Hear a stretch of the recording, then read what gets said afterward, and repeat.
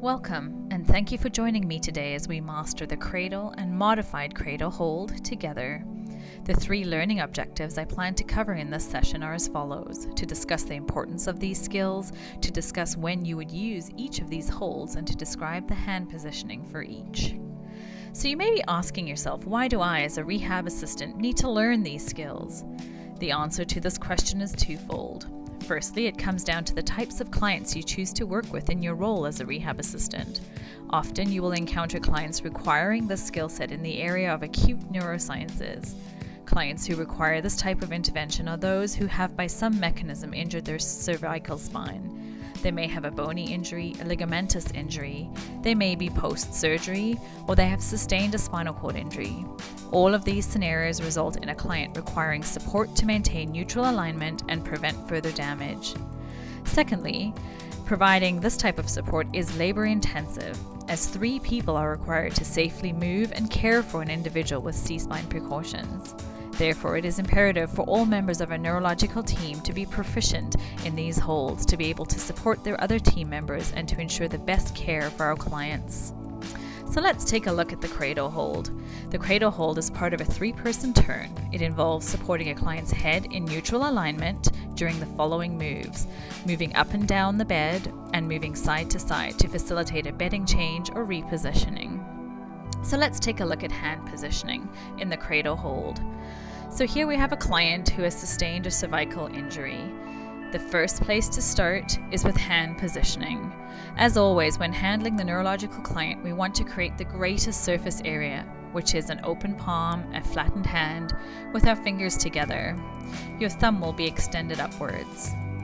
The tips of your fingers will connect with the superior spine of the scapula, and your thumbs will come to rest on the clavicle. Now, let's see this placement on the body.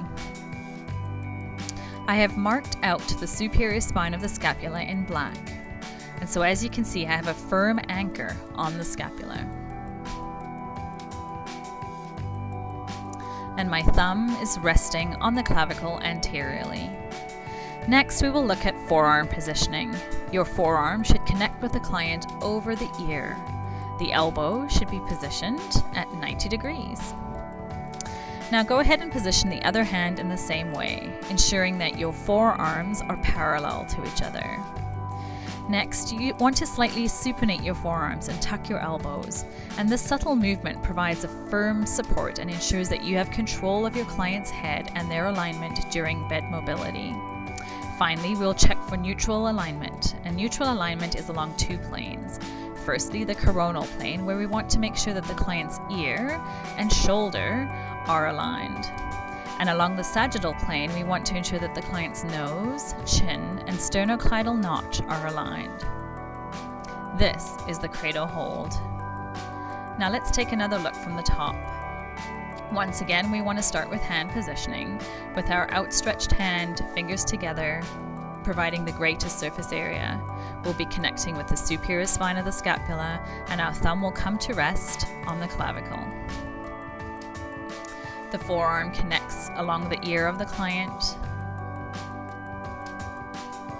and our forearms are parallel, as you'll notice as I position my right hand. We want to supinate slightly, tuck our elbows, ensuring they're at 90 degrees, and finally checking for neutral alignment.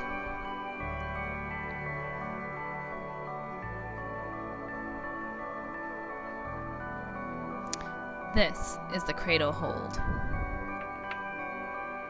Now let's take a look at the Modified Cradle hold. The Modified Cradle hold is part of a 3-person turn as well. It involves supporting a client's head in neutral alignment during a roll, so to facilitate peri-care or wound management. Now let's take a look at hand positioning for the Modified Cradle. So once again, here is our client who has sustained a cervical injury, and we want to start with hand positioning. So ensuring that we have, once again, the greatest surface area with our open palm, flattened hand, and our fingers together, thumb extended. We're going to ensure that our fingertips connect with the superior spine of the scapula, creating a strong anchor, and our thumb comes to rest on the clavicle.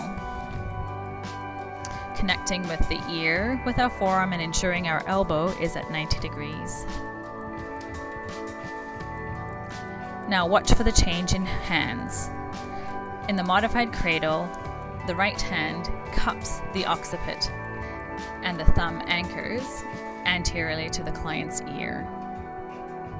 The arm that is extended denotes the direction of the turn. So in the position that I'm in, I will be turning towards you. The top hand helps to control the rotation of the head.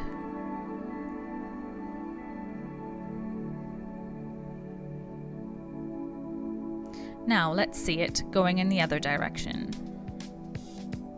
My right arm is now extended outwards and positioned on the scapula and clavicle for stability, and the left hand will now cup the occiput and stabilize anteriorly to the client's ear.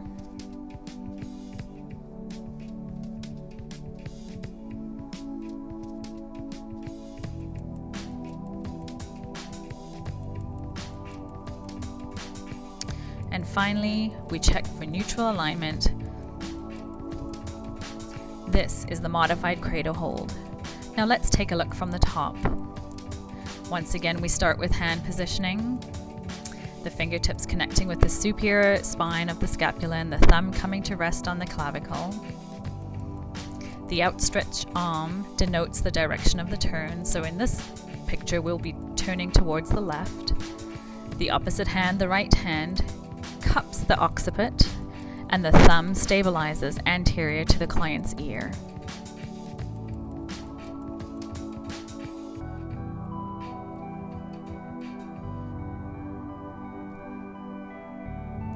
Connecting with the occiput and stabilizing anteriorly in front of the client's ear. Now let's see this turn to the right. Once again, we start with arm positioning. The forearm is connecting along the ear, and the left hand is connecting around the occiput and stabilizing anterior to the client's ear. Occiput and stabilization point. Now it's over to you. Time to get your hands dirty.